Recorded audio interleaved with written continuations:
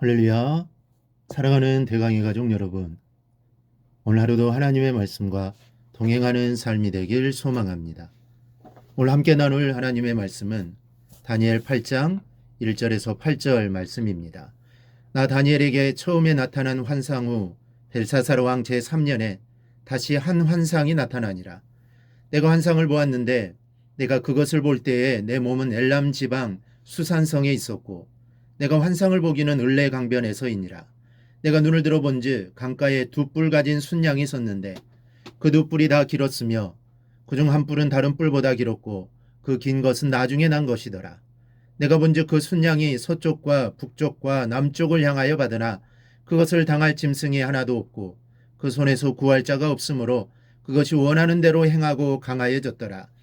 내가 생각할 때에 한 순념소가 서쪽에서부터 와서 온 지면에 두루 다니되 땅에 닿지 아니하며 그 염소의 두 눈 사이에는 현저한 뿔이 있더라.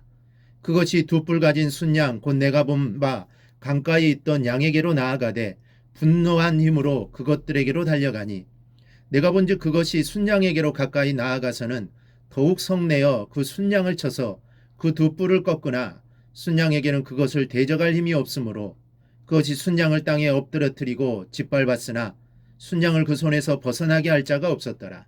순염소가 스스로 심히 강대하여 가더니 강성할 때에 그 큰 뿔이 꺾이고 그 대신에 현저한 뿔렛이 하늘 사방을 향하여 났더라. 아멘. 다니엘이 네 짐승에 관한 묵시를 받을 때는 바빌론의 마지막 왕 벨사살 원년이었습니다. 그리고 2년 뒤 벨사살 왕 3년에 다시 이상을 보았는데 그 이상이 오늘 본문에 기록되어 있습니다. 다니엘이 이상을 보았던 시기는 아직 바벨론 제국이 멸망하지 않을 때입니다. 그러나 오늘 이 묵시는 바벨론 제국이 메데바사 제국에 의해 멸망당할 것을 보여주고 있습니다. 나아가서 바벨론을 정복한 바사 제국이 다시 헬라 제국에 멸망당할 것을 예언하고 있습니다. 그럼 오늘 말씀을 하나하나 살펴보며 인류 속 역사 속에 간섭하시는 하나님의 손길을 우리가 가까이 느껴볼 수 있기를 바랍니다. 먼저는 두 뿔을 가진 순양을 보았다고 했습니다.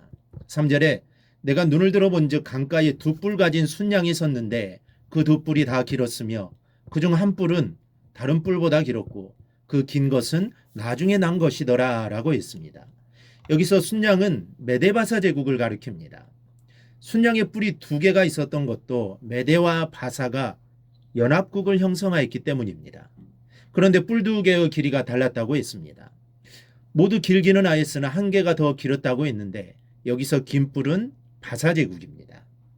사실 메데와 바사가 연합군을 형성했지만 바사 제국의 힘이 더 강력했습니다. 그리고 두 개의 뿔을 가진 순양이 사방을 사정없이 들이받았다는 것입니다. 4절을 보면 내가 본즉 그 순양이 서쪽과 북쪽과 남쪽을 향하여 받으나 그것을 당할 짐승이 하나도 없고 그 손에서 구할 자가 없으므로 그것이 원하는 대로 행하고 강하여졌더라. 이 말씀대로 메데바사 연합국은 서쪽으로는 바벨론과 수리아, 소아시아를 점령했고 남쪽으로는 이집트를 점령했습니다. 그리고 북쪽으로는 알메니아와 카스피해 인근 국가들을 정복했습니다. 이렇게 정복해 나갔지만 그 순양을 당해낼 짐승이 하나도 없었습니다. 그만큼 메데바사 제국의 힘은 당시 세계 최강이었습니다. 그런데 양은 공격적인 동물이 아닙니다. 양도 적에게 공격을 받으면 자기를 방어하기 위해 뿔로 받는 일이 있긴 하지만 먼저 다른 동물을 공격하거나 위협하는 일은 거의 없습니다. 그런데 그 순양이 얼마나 사납고 강하였던지 그것을 당할 짐승이 하나도 없었고 그 손에서 구할 자가 없었다고 합니다. 이는 메데바사 제국이 인간의 본래적 모습을 상실하고 이처럼 사나운 맹수와 같은 처지로 변한 것입니다. 그렇다면 무엇이 이렇게 했을까요? 바로 탐욕입니다. 메데의 다리오와 바사의 고레스는 자기들의 분깃으로 만족할 수 없었습니다. 그래서 서로 연합하고 그 힘으로 다른 나라들을 닥치는 대로 들이받아 복속시킨 것입니다. 우린 이러한 사실을 통하여 탐욕이 얼마나 위험스럽고 무서운 면모를 지니고 있는지를 확인할 수 있습니다. 실로 탐욕은 그것을 품을 때 양과 같이 순한 사람도 사나운 맹수와 같은 존재로 만들어버립니다.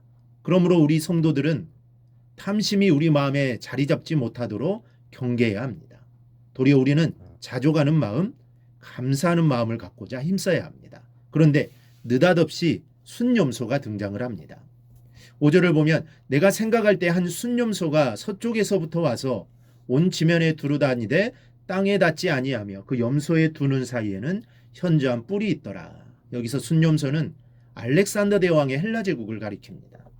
그리고 순념소가 서편에서 나왔다는 것은 메데바사 제국의 위치에서 볼 때 서쪽에 위치하고 있는 헬라 제국을 가리킵니다. 그런데 이 순념소가 온 지면을 두루다니는데 땅에 닿지 않았다는 것입니다. 땅에 닿지 않았다는 것은 진군 중에 일정한 곳에 머무르지 않았다는 뜻인데 궁극적으로 알렉산더 대왕이 이끄는 헬라 제국은 놀라운 속도로 세계 정복을 이루어 나갔습니다. 다음 이 순념소의 미간에는 현저한 뿔 한 개가 있었다고 합니다. 뿔은 권세를 의미하는 것이요. 그 뿔이 현저했다는 것은 알렉산더 대왕이 그 어떤 헬라어 왕보다도 용맹과 지혜가 특출났다는 것을 말해주고 있습니다. 또 알렉산더를 상징하는 순념소는 두 뿔을 가진 순양의 뿔들을 꺾었다고 했습니다. 그럼에도 불구하고 순양은 순념소의 공격에서 벗어날 수가 없었다고 했습니다. 이것은 결국 알렉산더가 바사제국을 멸망시킬 것을 보여줍니다. 그런데 8절에 보니 알렉산더의 그 뿔이 꺾이고 그 대신에 뿔 넷이 나왔다고 했습니다. 이건 알렉산더가 죽은 지 22년 후에 헬라 제국이 네 왕조로 나뉘어짐을 것으로 성취가 됩니다. 여러분 다니엘의 이 예언은 다니엘 시대에 이루어지는 일이 아닙니다. 장장 약 217년 후에 성취가 되었다는 것을 기억하십시오. 무려 217년 후에 예언이 성취된 것입니다. 이것은 무엇을 말해줍니까? 하나님의 말씀은 1.1핵도 빗나가는 일이 없다는 것입니다. 말씀하신 것은 그대로 이루어진다는 겁니다. 진리이기 때문입니다. 그러므로 우리도 성경에 기록된 말씀을 모두 믿어야 합니다. 믿을 때 성경에 기록된 모든 말씀이 여러분에게 축복의 말씀으로 성취되어 가는 것입니다. 이 사실을 기억하고 늘 말씀을 믿고 그 말씀 안에 거하는 삶을 살아갈 수 있기를 주님의 이름으로 축원합니다. 오늘 묵상한 말씀을 굳게 잡고 삶으로 실천하며 살아내는 대강의 모든 성도들이 되기를 축복합니다.